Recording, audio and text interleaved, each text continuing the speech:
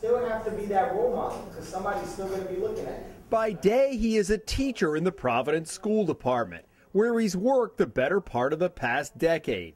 But this is where you'll find Ed German after school, at Hope High, where he's been the head wrestling coach for the past 3 years.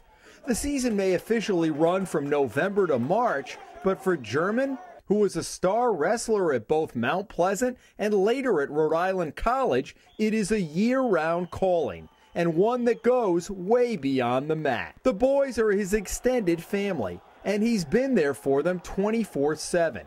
Even taking some into his own home when they needed him. German's mother decided to move him and his 2 younger siblings to Providence from New York City when he was 13. She was tired of the drug dealing going on and people dying, and right in front of her salon there was a lot of things going on, and things going on in school.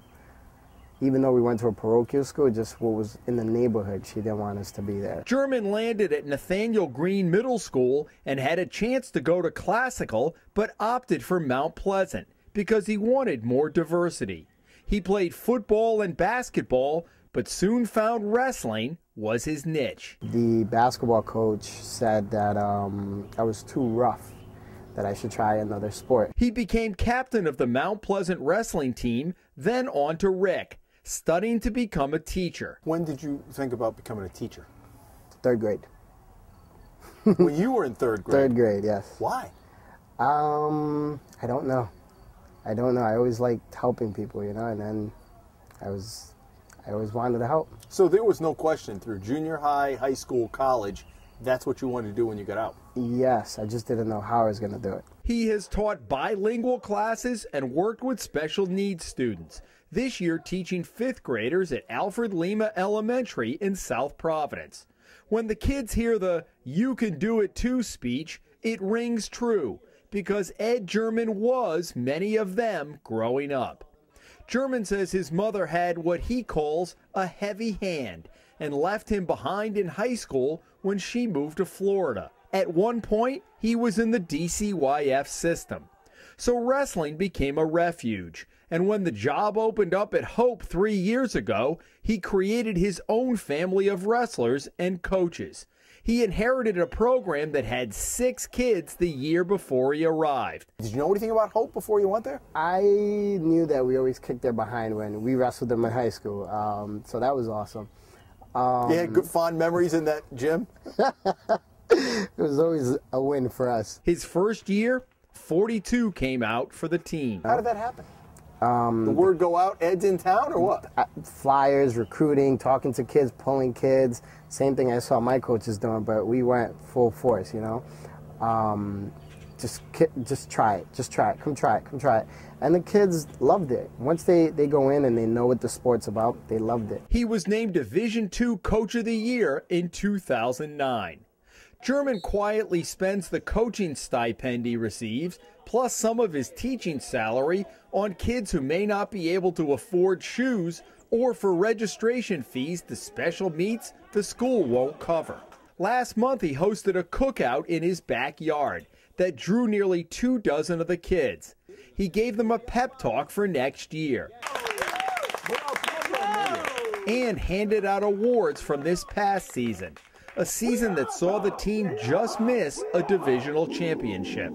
The graduating seniors told the younger kids about the wrestling family and what is expected of them going forward as the torch passes to next year's class. I love that dude. Kevin Hernandez is one of those who just graduated. He's like a dad figure, you know. Like, I've never had like the best family because it's always been like separated. I was like, I would consider Coach Ed or Polinio German as like a father figure, you know. What was your first impression when you met him?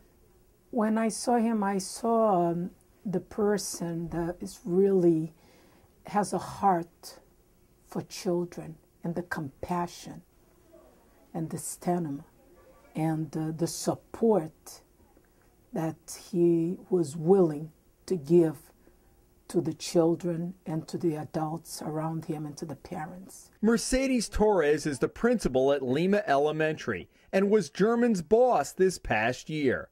And she learned early on how important the wrestling team is to him. And he leaves out of here, and he always said at the end of the day, Mrs. Torres, I have to get to the training. I can't miss. I says, okay. German says the beauty of wrestling is it's both an individual and team sport. You have your team that pushes you while you're at practice, but when you're out there, it's your behind.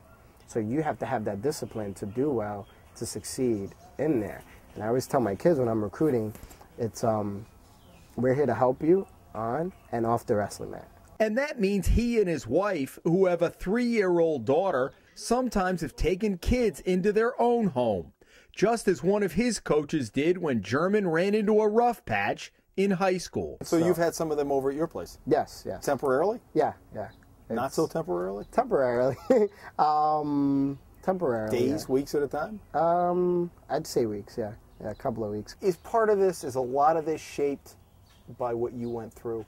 I mean, you put yourself in their shoes when you were that age? I think so. Yeah. And what wrestling did for you? Yeah. I don't like to think about it, though. You almost always see German and his assistant coaches wearing ties because he wants to send a message. I made it a point that I would do it every day so that they could see a person that came from their own background, from their own neighborhoods, just like them.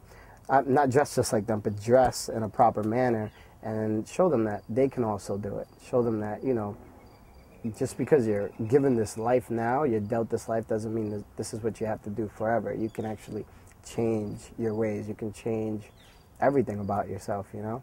And I do it every day. Banquets, wrestling matches, everything. You see me at a wrestling match, it's the same thing. I see you down there on the mat, on the floor, and there's the tie. Yeah, except for tournaments. Tournaments get tricky, but You feel like whipping that tie off or what? Oh, man. It gets hot in those gyms, doesn't it? Especially when a kid is not doing the right thing. I just want to take it off. When's that top button go down? That's the... Think about the fourth match in, third or fourth match in. It gets pretty hot at the end of the day, doesn't it? Oh, man. Now he's taking it one step further. This year I'm planning a class for 10 to 15 kids on how to dress nice with ties and everything, how to, you know, go out, look for a job. We're going to go fishing. We're going to in your ties? Yeah, no, well, not in our ties, but that's going to be one of the pluses at the end of the 6 weeks. They're going to have their own at least 2 to 3 shirts and ties and pairs of pants so they can take with them. I'm asking the kids to pay $10 to $20 as an investment. And when it's done, they get that money back, but they don't know that. He doesn't want to see them go down a path that he might have been on had it not been for the sport and his own coaches. It's about taking chances, you know, and I'm taking my chance with them. I love what I do with them. I love what they give to me. They make me happy. They really do. It kind of fills a hole that I have inside. So, yeah, it fills a very big hole. Is that a hole from childhood, or where is that hole? I think so. Yeah, I think so. Where would you be without wrestling? I don't want to think about it because the ACI would sound appropriate. Yeah, the ACI would sound appropriate. I was getting into a lot of trouble before, so yeah, the ACI would sound appropriate. So it gave you structure and motivation and taught you stuff? Yeah. That you're trying to pass on now? I have to. I have to. In Providence, Jim Hummel for the Hummel Spotlight.